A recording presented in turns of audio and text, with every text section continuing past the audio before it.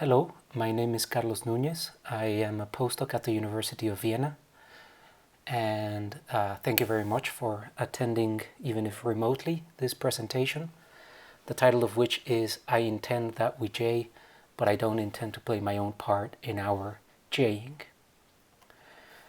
So actually there's two theses that I want to defend, one of which is an instance of a more general thesis. The specific thesis is the following: that I can intend that we J, where J is a joint action, and not intend to play my own part in that joint action. Alternatively, as I will put it, I can intend that we J and not intend to bring it about that we J.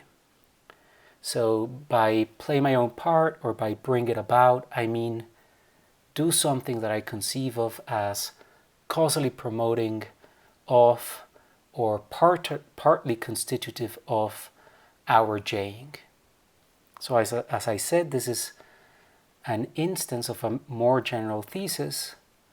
The general thesis is that I can intend that P, where P is a propositional letter, and not intend to bring it about that P. P stands for any state of affairs, and not necessarily those that consist of my own actions. So among them could be I intend that we dance, I intend that the room is warm, I intend that Bud and Pearl sit next to each other, etc., etc. For simplicity, sometimes I will call the intention to bring it about a contributory intention. So the idea then is that the specific and general thesis imply respectively that the intention that we J or the intention that P are genuine intentions that cannot be reduced to contributory intentions. I will argue for these theses both positively and negatively, although I won't be able to really say as much as I want to say on the negative side of the argument. I just don't have enough time. Okay, so here's the plan of action. First, I will briefly mention why I think this issue is important. Second, I will present a positive defense of these theses, which consists of simply presenting cases where intuitively I claim I intend that we J or I intend that P for some state of affairs P, and yet I do not have any contributory intention directed at our Jing or at that state of affairs. Third, I will present a negative defense of these theses by presenting some reasons to doubt an argument presented by Kirk Ludwig to the effect that an intention that P reduces to an intention to bring it about that P. Unfortunately, as I briefly suggested, I will not have time to present my whole case against Ludwig's argument. However, I do include the main ideas of this case in the handout that I attach. So why is this important? First, I think the possibility of intending that we J is important, as Bratman has shown in his theory of shared intention and shared intentional action. Construing shared intentions in terms of intentions that we J as opposed to intentions to play my own part in our Jing gives us, one, a common goal, and this common goal can in part account for the sharedness of shared intention and shared intentional action. And two, it gives us a great plasticity in the pursuit of the common goal that manifests in two important aspects. So on the one hand, there's a disposition to help, that is to play not only my own part in our Jing, but your part too, if I come to believe it's needed. And on the other hand, there's a partiality to the intentions. So we don't need to settle in advance, you and me, on what we are each going to do. We can just decide that we're going to do something and leave it open what exactly it is that we each are going to do. Second, although Bratman argues for the possibility of intending that we j. He does not, as far as I know, present or consider any case where intuitively one intends that we j, but does not intend to play one's own part in our jing. And I actually think that these cases provide the best evidence for the authenticity of the intentions that we j. So dialectically speaking, I think it's important to point to these cases. Finally, everything I've said, I think can be applied mutatis mutandis to intentions that p, although I'll leave that for later. Okay, so positive cases for these theses. I'm going to present two kinds of examples. On the one hand, I'm going to present temporal examples. On the one hand, I'm going to present non-temporal examples. This is what I mean by temporal and non-temporal. So temporal cases will be cases where I at some point held a contributory intention towards our jing or towards the state of affairs, the relevant state of affairs, but I no longer do, and yet intuitively I will claim I still intend that we j, or I still intend that p. Non-temporal cases are going to be cases where I at no point hold contributory intentions towards our jing or towards p, and yet intuitively I will claim I still intend that we j, or I still intend that p. So let's turn to the temporal cases. The first one I call car selling. So here's the situation I'm imagining. I intend that my wife and I sell our car. All we have to do in order to sell it is for each of us to sign the relevant papers. Now, as it happens, I've already signed the papers. So I believe there is nothing else I must do in order for us to sell the car. So currently, I do not intend to do anything at all to bring it about that we sell the car. Still, since my wife hasn't signed hers and we actually haven't sold our car, I still intend that we sell it, or so I claim. The other case I call room temperature. So here I intend that the room be at a certain temperature, say 21 degrees. As it happens, I've already set the thermostat, so I believe that the temperature will get there eventually and that there's nothing else I must do in order for the room to be at 21 degrees. So I do not intend to do anything to bring this about. Still, I claim I intend that the room be at 21 degrees. So in both cases, there was a point at which I intended to do something that causally contributed or constituted the end in question, but at some point when I already did that thing and I came to believe that things were already on course, I ceased to intend to do anything to bring these states of affairs about. Okay, so let me consider a couple of objections to these cases. First objection.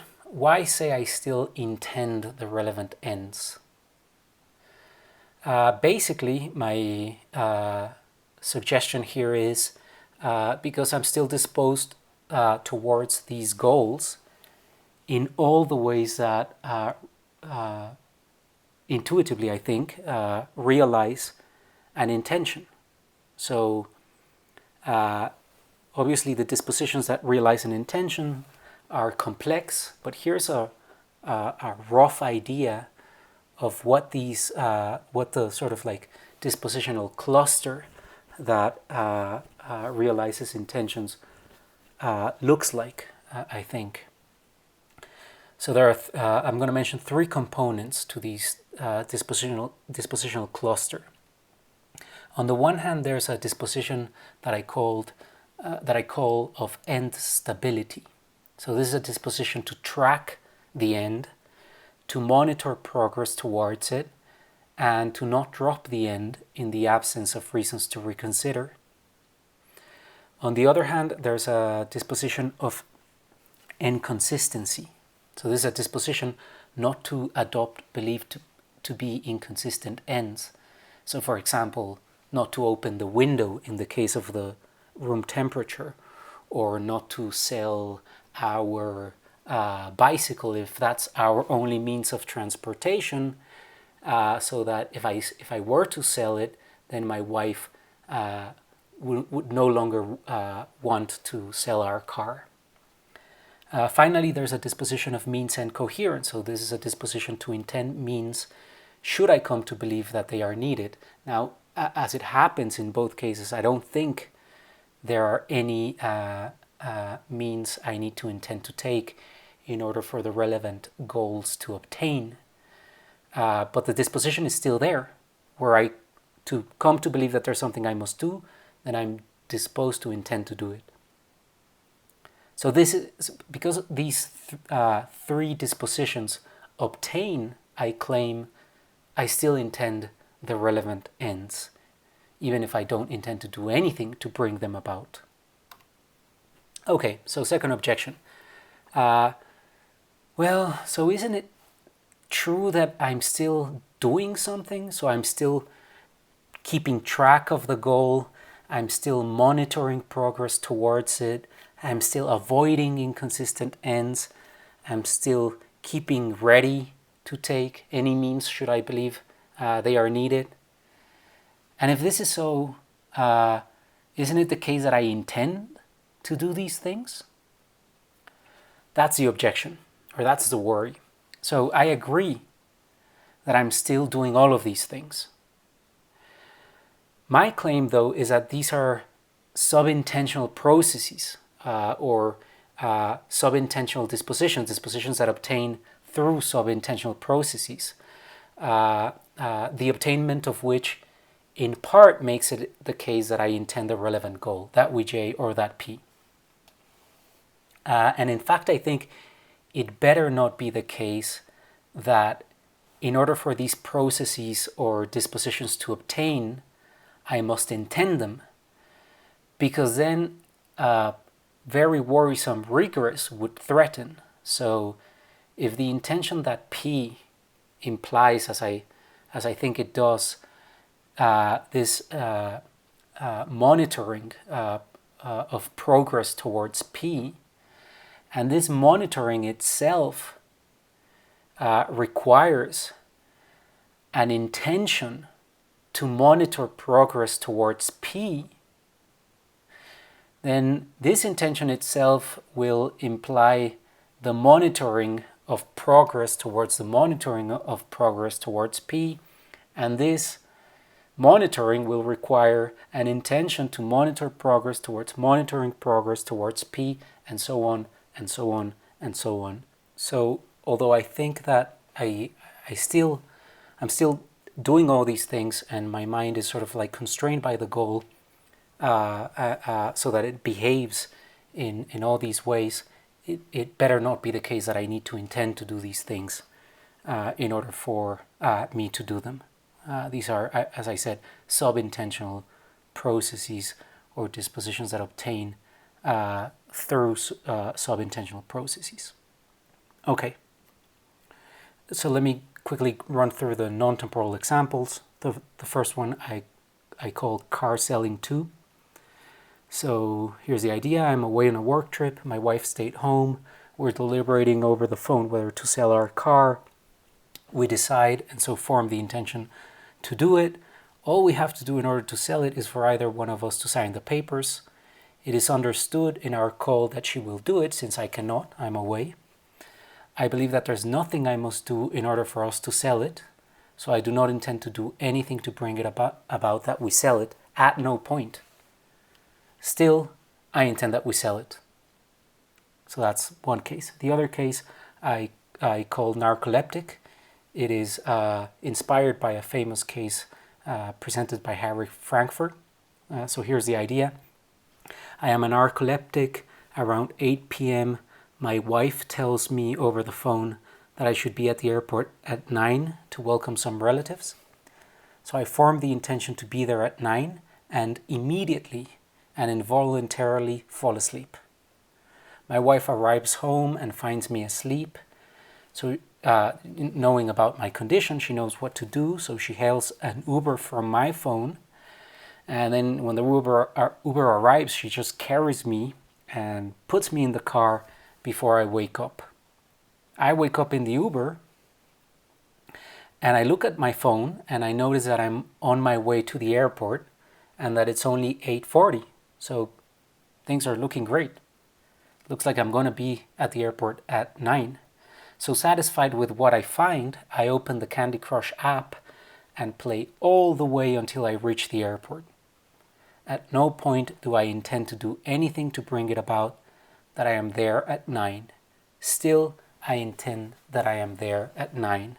Why do I say I still intend this? Because I am disposed towards this goal in all the specified ways. Okay, so I'm going to turn to the negative case for the thesis. I'm not going to have time, I realize now, to go through even the part that I did want to go through, but it'll have to do. So, Kirk Ludwig presents an argument for the idea that intensions with sentential complements, that is, complements like that P, should be understood really as, at bottom, intensions with infinitable complements. So, for example, to bring it about that P. Here's my interpretation of that argument. First premise, the satisfaction principle. This is a famous principle, I think, made famous by John Searle. The principle says that the content of propositional attitudes that admit of bivalent evaluations is given by their satisfaction conditions. Second premise, intentions are propositional attitudes that admit of bivalent evaluations. Third, the satisfaction conditions for intentions amount to their being successfully carried out or executed. Fourth, to carry out or execute an intention means, or is by definition, to do something that you conceive of as causing or constituting the intended end. 5, conclusion, so the content of an intention with the apparent content that P is really to do something that you conceive of as causing or constituting P. I think premise 2 is plausible. Intentions intuitively can be satisfied or not.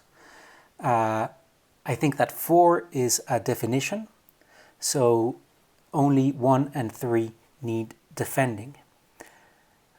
In defense of 3, Ludwig presents the following case.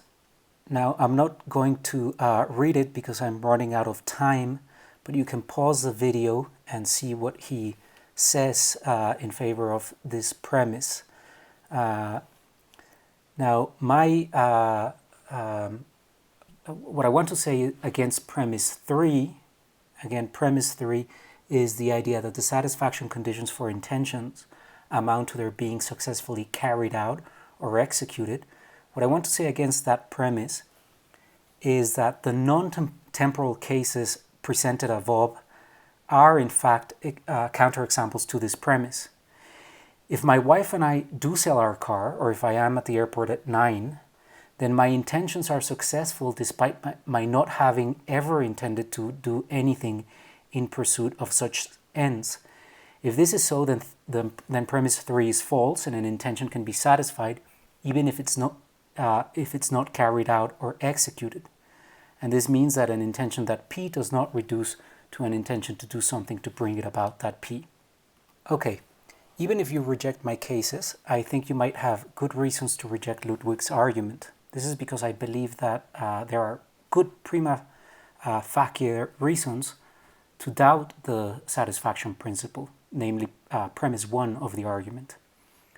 I present such reasons in the attached handout. I'm not able to present them here, but the long story short is one that, to the extent that we're employing the pre-theoretical notion of satisfaction, then the satisfaction principle is false. And 2, that we cannot say that satisfaction is a technical notion and that by definition a belief or a desire or intention that P is satisfied if and only if P, because this would make the principle trivial and so useless for the purposes that Ludwig wants to use it.